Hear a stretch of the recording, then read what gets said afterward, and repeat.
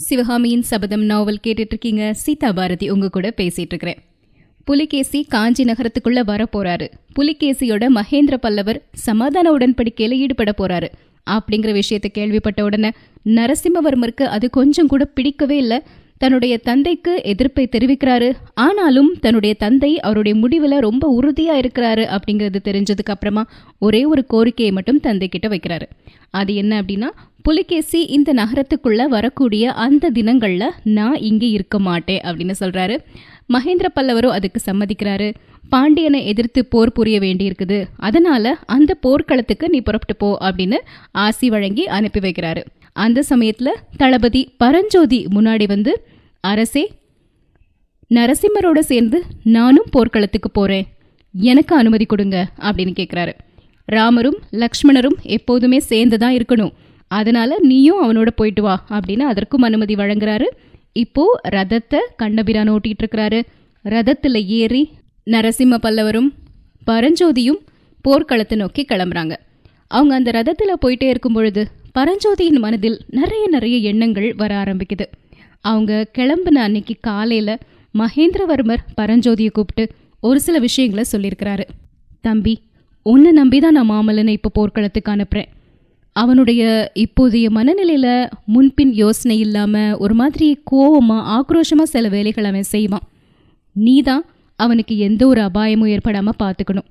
மாமல்லனை போர்க்களத்துல வேல்கள் அம்புகள் கிட்ட இருந்து மட்டும் நீ காப்பாத்தினா போதாது அப்படின்னு சொல்லிட்டு மர்மமான ஒரு புன்னகையோட, மண்டபப்பட்டு கிராமத்துல இருக்கிறாளே சிற்பியின் மகள் சிவகாமி, அவளுடைய கண் அப்படிங்கிற கூறிய அம்புல இருந்தும் நீ தான் காப்பாற்றணும், தெரியுதா?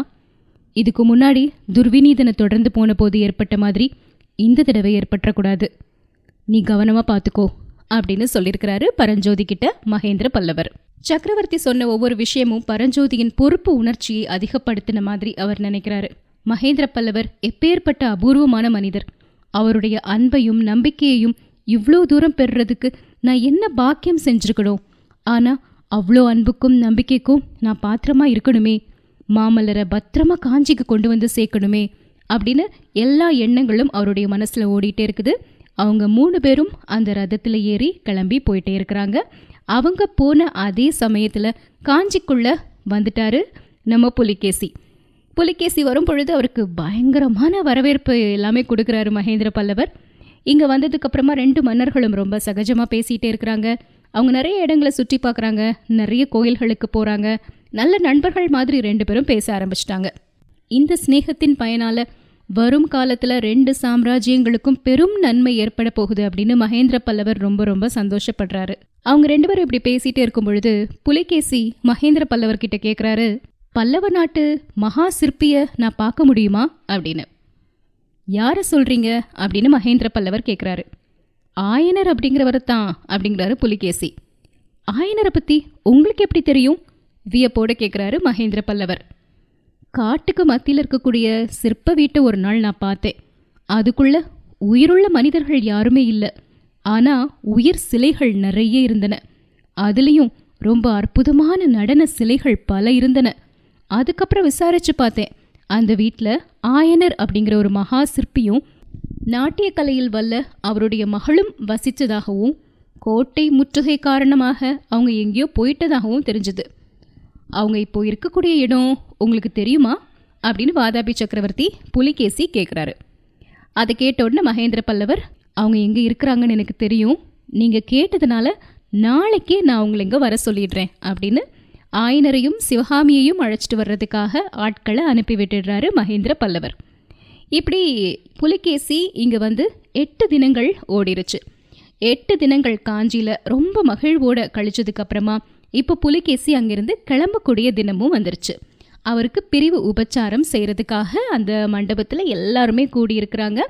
நடுநாயகமாக நம்ம மகேந்திர பல்லவர் இருக்கிறாரு. பக்கத்திலேயே வாதாபி சக்கரவர்த்தி புலிகேசியும் இருக்கிறாரு. புலிகேசியினுடைய ஆவல் எல்லாமே என்ன அப்படின்னா, ஆயனரும் சிவகாமியும் வருவாங்களாம், சிவகாமியின் ஆட்டத்தை ஒரு முறையாவது பார்க்க முடியுமா அப்படிங்கிற எண்ணத்தோடு இருக்கிறாரு. அந்த சமயத்தில் வெளியிருந்து ஒரு குரல் கேட்குது, வந்துட்டாங்க, ஆயனரும் சிவகாமியும் வந்துட்டாங்க அப்படின்னு. ஆயனரும் சிவகாமியும் அந்த மண்டபத்துக்கு உள்ள வர்றாங்க. வாசல் படியை தாண்டும் பொழுது சிவகாமியின் கால் வாசல் படியில இடறிற்று. ஆஹா, இது என்ன அபசகுனம் அப்படின்னு நினைச்சுக்கிட்டே சிவகாமி அந்த சபா மண்டபத்துக்குள்ள வர்றாங்க. ஆயனரும் சிவகாமியும் அந்த மண்டபத்துக்குள்ள வந்த உடனே எல்லாருடைய கண்களும் அவங்க மேலதான் இருந்தது. அளவில்லா வியப்பும் குதூகலமும் ஆவலும் அங்கிருந்த 2000 கண்களிலுமே தெரிஞ்சது. வாதாபி மன்னரும் கொஞ்ச நேரம் ஒரு பிரமிப்போட பார்த்துட்டே இருக்கிறாரு சிவகாமிய. அஜந்தா மலையின் ஆழ்ந்த குகைகளுக்குள்ள அவர் பார்த்திருந்த அற்புத வண்ண சித்திர உருவங்களில் ஒன்றுதான் உயிர் பெற்று எழுந்து என் முன்னாடி நடந்து வருதோ அப்படின்னு அவருக்கு தோணுச்சு. எத்தனையோ அழகழகான பெண்களை புலிகேசி பார்த்திருக்கிறாரு. ஆனா இதே மாதிரி நடை அழகு வாய்ந்த பெண்களை அவர் பார்த்ததே கிடையாது.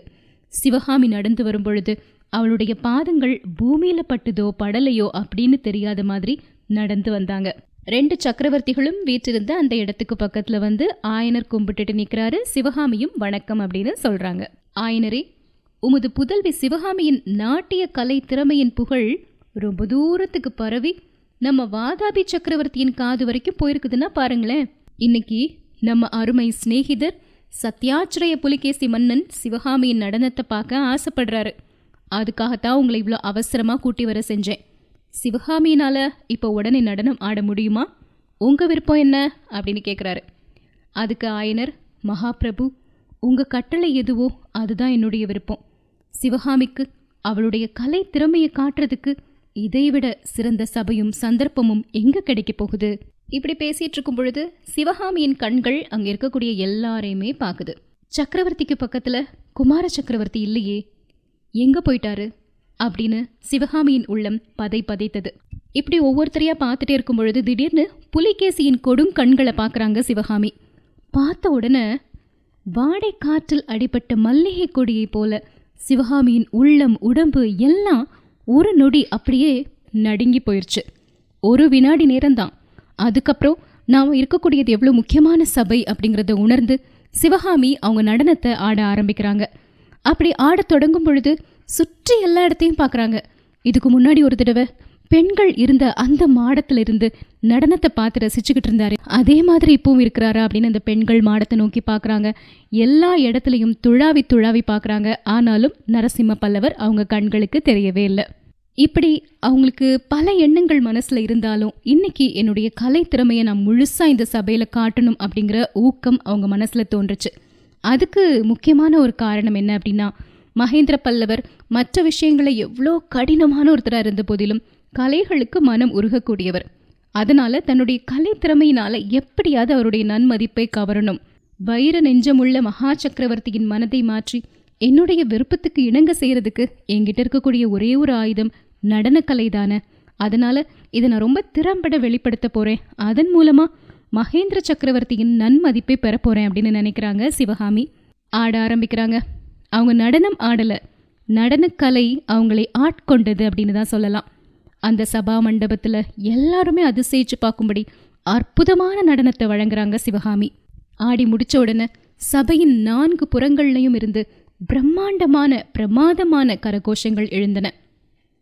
அப்படி கரகோஷம் செஞ்சு அவங்க மகிழ்ச்சியை தெரிவிச்சவங்கள 2 சக்கரவர்த்திகளும் அடங்கும். 2 பேருமே எந்திரிச்சு நின்று பயங்கரமா கரகோஷங்களை எழுப்புறாங்க. இந்த நடனம் ஆரம்பிக்கிறதுக்கு முன்னாடி சிவகாமியும் ஆயனரும் மகேந்திர சக்கரவர்த்தி கிட்ட கட்டளை வாங்கிட்டு அந்த நடனம் ஆடுறதுக்காக போயிட்டு இருக்கும் பொழுது வாதாபி மன்னன் மகேந்திர பல்லவரை பார்த்து கேட்டாரு, இதென்ன இந்த நடனம் ஆடுறவங்களுக்கு இவ்வளோ மரியாதை கொடுக்குறீங்க? எங்க நாட்டில் நாங்கள் சாட்டையினால அடிச்சு தான் நடனம் ஆட சொல்வோம் அப்படின்னு. அதுக்கு மகேந்திர பல்லவர், சத்யாச்சிரயா, எங்க நாட்டில் அப்படி இல்லை. இங்க கலைகளுக்கும் கலைஞர்களுக்கும் நாங்கள் ரொம்ப மரியாதை கொடுக்குறோம். ராஜ்யம் ஆளும் மன்னர்களையும் சக்கரவர்த்திகளையும் போல கலை உலகில் இங்க அரசர்களும் சக்கரவர்த்திகளும் உண்டு. சிற்ப சக்கரவர்த்தி, கவி சக்கரவர்த்தி அப்படிங்கிற பட்டங்களை கொடுக்குறோம். ராஜ்யம் ஆளும் சக்கரவர்த்திகளுக்கு செய்யக்கூடிய மரியாதையை தான் மக்கள் இவங்களுக்கும் கொடுக்குறாங்க அப்படின்னு சொல்றாரு. அழகாத்தான் இருக்கு உங்க நாட்டோட வழக்கம் அப்படின்னு பரிகாசம் செய்யறாரு வாதாபி மன்னர். தொடர்ந்து இன்னொரு நடனத்தையும் ஆடுறாங்க சிவகாமி. அந்த நடனம் ஆடி முடிச்ச உடனேயும் வாதாபி சக்கரவர்த்தியை பார்த்து மகேந்திர பல்லவர் எப்படி அப்படின்னு கேட்குறாரு. நாகநந்தி எழுதினது உண்மைதான் அப்படின்னு வாதாபி சக்கரவர்த்தி சொல்லிட்டு மகேந்திர பல்லவரை உத்து பார்த்துட்டே இருக்கிறாரு. மகேந்திரர் முகத்துல எந்த மாறுதலும் தெரியல. நாகநந்தி யாரு அப்படின்னு சர்வசாதாரணமா மகேந்திரர் கேட்குறாரு. நீங்க நாகநந்தி பெயரை கேள்விப்பட்டதே இல்லையா? தென்னாடு முழுக்க பல நாள் யாத்திரைகள் செஞ்ச புத்த பிக்ஷு. ஓ, பிக்ஷு என்ன எழுதியிருந்தார் உங்களுக்கு? அவருடைய யாத்திரை விவரங்களை எனக்கு அவ்வப்போது தெரிவிக்கும்படி கேட்டிருந்தேன். அப்படி எழுதிட்டே இருந்தாரு. ஒரு நாள் ஆயனரை போல மகா சிற்பியும் சிவகாமி மாதிரிப்பட்ட நடன கலாராணியும் இந்த பரத கண்டத்துல வேற எங்கேயுமே இல்லைன்னு எழுதியிருந்தாரு. அது உண்மைதான் அப்படின்னு சொல்றாரு. நாகநந்தி பிக்ஷு நல்ல ரசிகர் போலையே, அவர் இப்போ எங்க இருக்கிறாரு அப்படின்னு கேட்குறாரு மகேந்திர பல்லவர். அதான் எனக்கும் தெரியல, ஒருவேளை உங்களுக்கு தெரிஞ்சிருக்கலான்னு கேட்டேன் அப்படிங்கிறாரு. மகேந்திரர் மௌனமா இருக்கிறாரு. இல்ல, நாட்டில் இருக்கிற புத்த பிக்ஷுக்கள் எல்லாரையும் ஒற்றர்கள்னு நினைச்சு நீங்க சிறைப்படுத்தியிருக்கிறதா கேள்விப்பட்டேன். ஒருவேளை நாகநந்தி பிக்ஷுவையும் ஒற்றர்னு நினைச்சு சிறைப்படுத்திட்டீங்களோ என்னவோ அப்படின்னு அவர் சொல்றாரு. இப்படி அவங்க பேசிட்டு இருந்த சமயம் சிவகாமி கரகோஷம் எழுப்பி ஆரவாரம் செஞ்சுட்டு இருந்த எல்லாரையும் பார்த்துட்டே இருக்கிறாங்க. திடீர்னு மகேந்திர பல்லவரின் உற்சாகம் ததும்பும் முகத்தை பார்த்துட்டு பக்கத்துல இருந்த வாதாபி சக்கரவர்த்தியின் கிளர்ச்சி கொண்ட முகத்தை பார்க்குறாங்க. வாதாபி சக்கரவர்த்தியின் முகத்தை பார்த்த உடனே சிவகாமிக்கு பயங்கர அதிர்ச்சி ஆகிருச்சு. அந்த முகம் பார்க்கறதுக்கு நாகநந்தி பிக்ஷுவின் முகம் மாதிரியே இருக்குது. ஆஹா, அந்த முகம் அப்படியும் இருக்க முடியுமா? 2 மனிதர்களுக்குள்ள இவ்வளோ முக ஒற்றுமை சாத்தியமா? இல்லைனா 2 பேரும் ஒருத்தர் தானா? மகேந்திர சக்கரவர்த்தி நிறைய மாறுவேஷம்லாம் போட்டுட்டு ஊருக்குள்ள போவாரே, அதே மாதிரி வாதாபி சக்கரவர்த்தியும் நாகநந்தி பிக்ஷு மாதிரி தென்னாட்டில் உலாவிட்டு இருக்கிறாரா? இப்படி பல எண்ணங்களினால சிவகாமியின் உள்ளம் குழம்பிக்கிட்டு இருக்கும் பொழுது மகேந்திர பல்லவர் நடனத்தை முடிச்சிடலாம் அப்படின்னு ஆயனருக்கு தெரிவிக்கிறாரு. நடனத்தை முடிச்சுட்டு ஆயனரும் சிவகாமியும் 2 சக்கரவர்த்திகள் அமர்ந்திருந்த சிம்மாசனங்களுக்கு பக்கத்துல வந்து வணங்கி நிக்கிறாங்க. மகேந்திர பல்லவர் சிவகாமியை பார்த்து, அம்மா சிவகாமி, வாதாபி சக்கரவர்த்தி உன்னுடைய நடன திறமையினால ஒரேடியா மயங்கி போயிட்டாரு. உன்னையும் உங்க அப்பாவையும் வாதாபிக்கு அனுப்பி வைக்க சொல்லி கேட்குறாரு. உனக்கு போக சம்மதமா அப்படின்னு கேட்குறாரு. சிவகாமிக்கு பயங்கர கோவம் வந்துருச்சு. தன் அடக்கத்தை இழந்து, பிரபு, இந்த ஏழை பெண் இந்த தேசத்தில் இருக்கிறது உங்களுக்கு பிடிக்கலையா அப்படின்னு கேட்குறாங்க. சுற்றி இருக்கிறவங்க எல்லாருக்கும் ஒரு மாதிரி பயத்தோடவும் வியப்போடவும் பார்க்குறாங்க, என்னடா இந்த பொண்ணு இப்படி பேசுதே அப்படின்னு. ஆனால் மகேந்திர பல்லவருடைய முகத்தில் மட்டும் புன்னகை தான் தவழ்ந்தது. வாதாபி சக்கரவர்த்தியை பார்த்து, சத்யாச்சிரையா பார்த்தீங்களா, சாட்டையினால் அடித்து நடனம் ஆட சொல்லக்கூடிய நாட்டுக்கு கலைஞர்கள் போக விரும்புவாங்களா அப்படின்னு கேட்குறாரு. அந்த சமயத்தில் புலிகேசியின் முகம் கருத்ததையும் அவருடைய கண்களில் கனல் எழுந்ததையும் கவனிக்காமல் மகேந்திரர், அம்மா சிவகாமி, உன்னை நாட்டை விட்டு துரத்த நான் விரும்பவே மாட்டேன். இந்த நகரத்தை விட்டு உங்களை போக சொல்லவே எனக்கு இஷ்டம் இல்லை. ஆயனரே, இன்னைக்கு இவ்வளோ அழகாக நடனம் ஆடிய சிவகாமிக்கு நான் நிறைய பரிசுகள் கொடுக்கணும். அது வரைக்கும் சில தினங்கள் இந்த நகரத்திலே நீங்கள் இருக்கணும். கமலி வீட்டில் போயிருங்க. கமலியும் சிவகாமியை பார்க்கணுன்னு ஆசைப்பட்டுட்டே இருக்கிறா. கொஞ்ச நேரம் கழித்து நாங்கள் வந்து உங்கள் கூட சாவகாசமாக பேசுகிறேன் அப்படின்னு சொல்கிறாரு.